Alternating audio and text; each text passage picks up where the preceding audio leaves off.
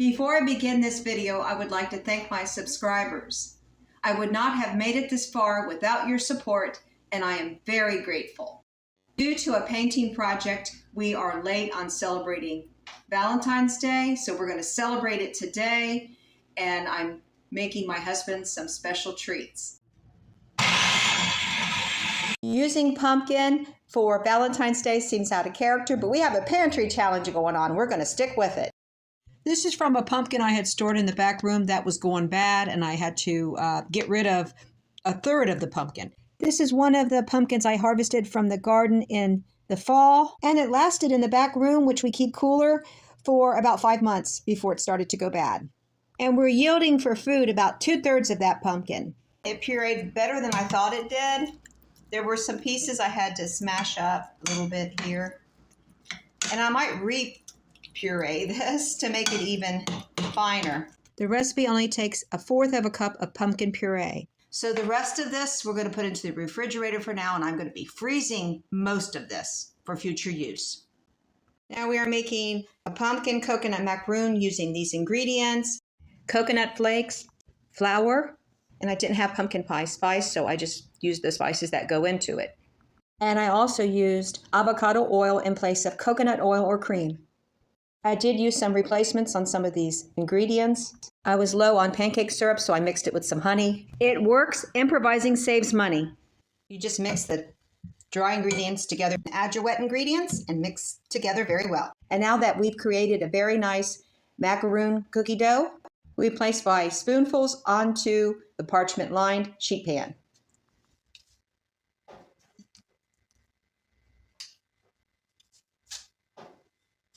You can make them as small as you like. I want to make them a little larger than what the recipe called for. That way I'll just eat one a day, hopefully. Instead of 2, if I made them real small, I'd eat 2. And 2 would probably be larger than 1.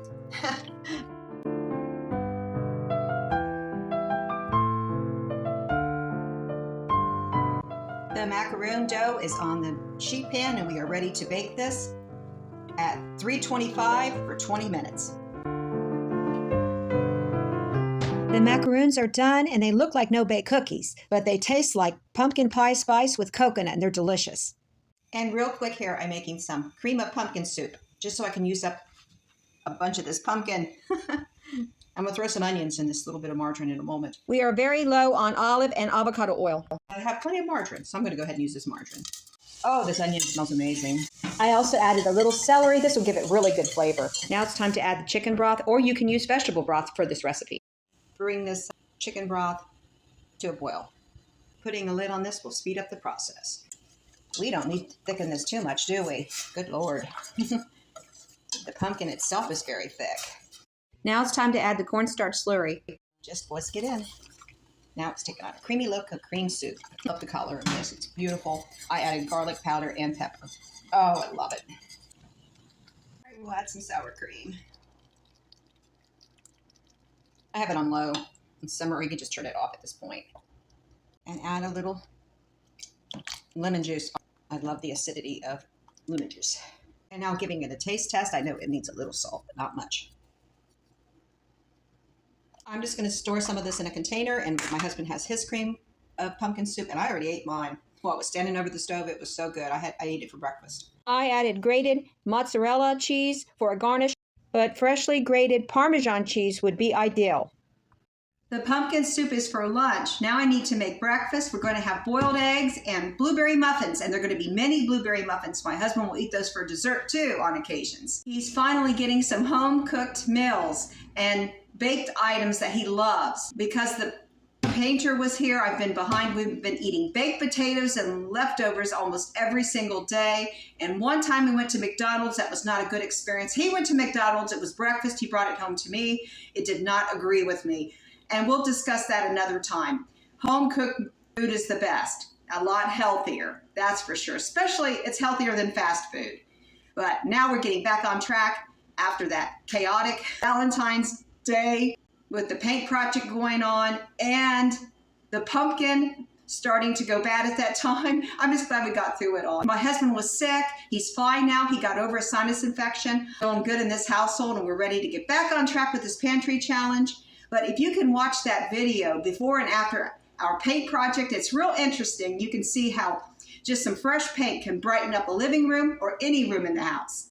The project took 4 days, but it was well worth the interruption of our lives. Now let's get back to cooking some breakfast.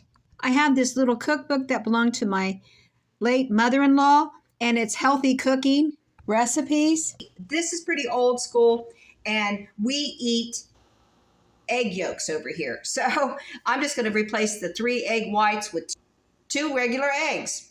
I'm using canola oil instead of corn oil, and we're only making half a recipe. I'm using powdered milk that I made with water in place of the skim milk. Otherwise, I'm following this recipe, but I can type this out for you, or I can refer you to another recipe online, probably through All Recipes. We are making mini muffins. That way my husband can snack on them. He doesn't just have to eat them for breakfast. And I like using these right here. I haven't used them yet, but once I believe, and I have quite a bit of them. Here they are. It's just easier. That way you don't have to use the non-stick cooking spray, and I'm running low on it. That's another reason why we're using the cupcake liners. All right, I'm just going to mix all these ingredients here. It's just your regular ingredients for blueberry muffins.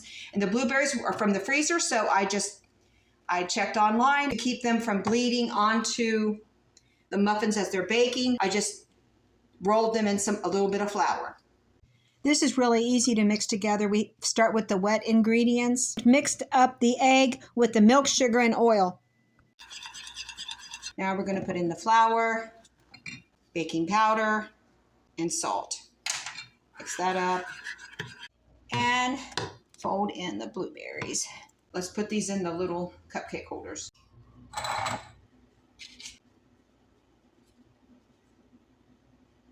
And that's how I'm choosing to do it. If I bring it over here, do it this way, I'll spill onto the pan. It's going to be real careful about it. And there's only 12. So that's what I'm going to do. And we filled each cupcake holder with 2/3 of the batter. Bake in a preheated oven at 375 Fahrenheit for 20 minutes. We have some extra batter, and I need to freeze this batter to use at a later date. And I'll show you what I'm going to do.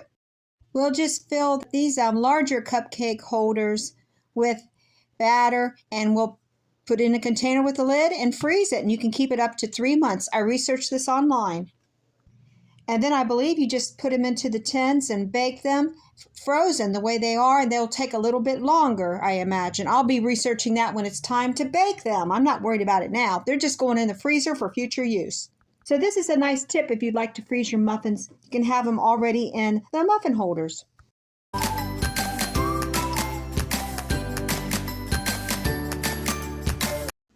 The mini blueberry muffins are done. It only took 15 minutes like I thought.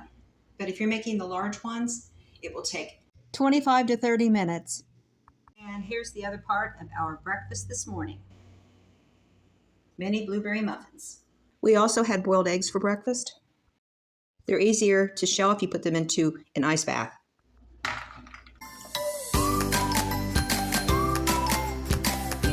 And the eggs added a protein to this mid-morning breakfast. Now we are going to make my husband's special request for a Valentine meal, and that is homemade pizza, and for dessert, chocolate-covered strawberries. And this is sure to please him, and hopefully we'll have a wonderful evening, not by candlelight, but just chill it out and watching a good movie on Netflix. But I told him it should be wholesome and not anything with too much violence. To make the crust, we have flour, salt, and baking powder. Then you just add the wet ingredients, the milk, and the olive oil. It's very simple. I don't do yeast. It does not agree with me. And I just stir it until I'm ready to make the dough. And then knead the dough several times. I usually do 10 times. I've already done it 5. I'm going to put it in a bowl with a little bit of olive oil and turn it over. And I cover it. It doesn't say to cover it, but I cover it. and let it sit in a bowl for about 10 minutes. I have my toppings already prepared here. Just onion, orange bell pepper, pepperoni, and mozzarella cheese. And then I have my tomato sauce. It's just a can of 8 ounces of tomato sauce. I'm going to go ahead and season this with a little oregano, basil, garlic powder.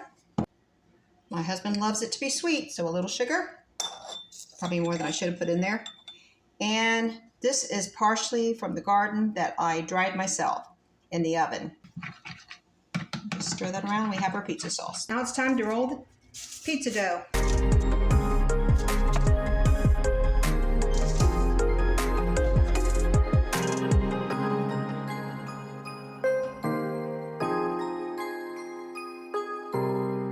And it's shaped like a heart.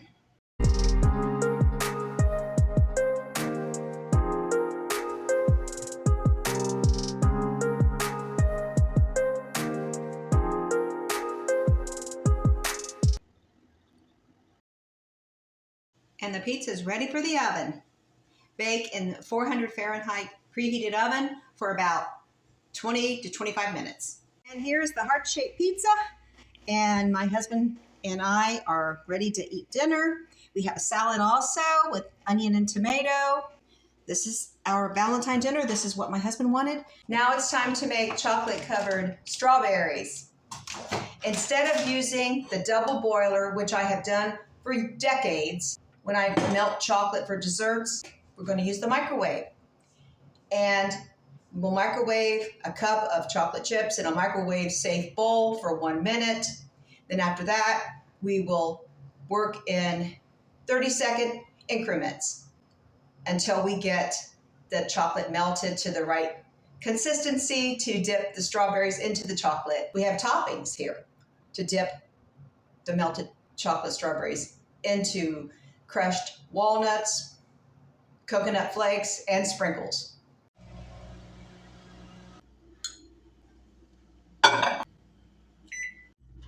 It's almost there already. I think one more time at 30 seconds should do it. All right, I believe it's the right consistency. Let's get started.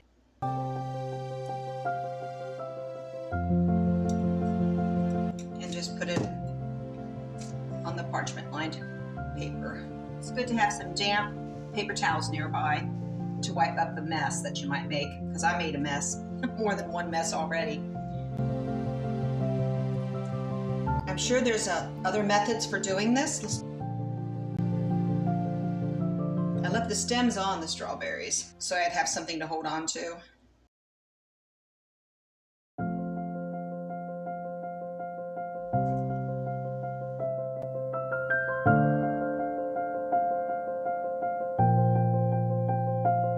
If they're still sticking to the parchment paper, they're not ready to pull. And these turned out better than I expected, and it is worth the mess it makes. Let me tell you, they are wonderful.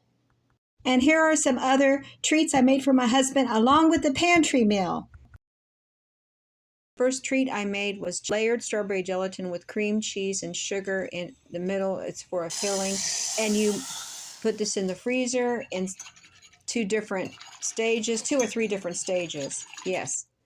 And I will link the recipe in the description of this video.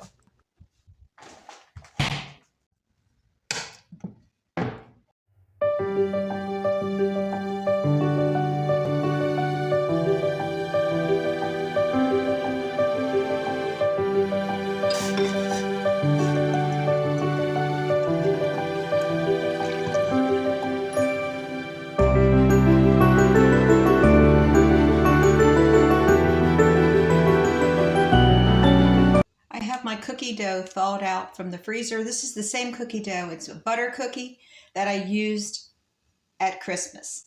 I have the snackable tray, and this is where I keep my sprinkles. I'll show you what I'm doing. I'm just going to take the dough and roll into little balls like that.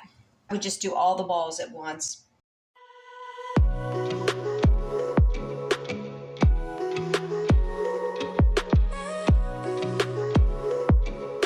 Then we'll flatten it slightly. After you flatten the cookie, kind of do a V shape like that for the bottom part of the heart. and just shape it, but according to what you like. This one's turning out pretty good. Wrinkles are staying on there very well. I do have some silver. We'll make some silver hearts.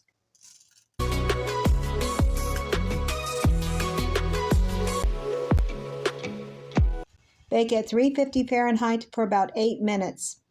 These are done. Each one is different. We did this without a cookie press, and this worked very well. And here's a quick pantry meal I made. It's like fast food. It's chicken patties. I will link the recipe in the description of this video. I made these before. They are super easy to make and super delicious.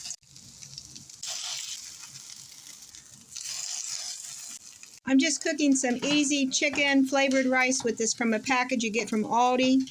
This is my husband's favorite rice. He loves chicken flavored rice. And we are roasting vegetables along with some minced garlic with avocado oil and some spices, salt, pepper, and I had to throw some garlic powder into that to give it even more garlicky deliciousness. Then I'm just tossing it with a spoon, but you can use your hands too, and you'll probably coat it better with your hands. Just spread all the veggies onto a parchment-lined sheet pan and bake at 400 for 30 minutes, tossing it once halfway through. Try to turn it over the best you can to get it roasted on the other side.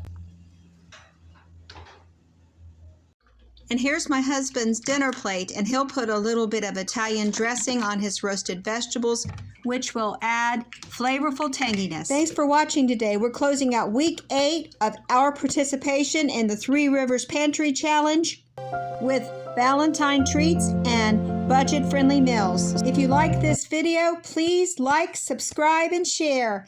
Many blessings to all. See you on the next one.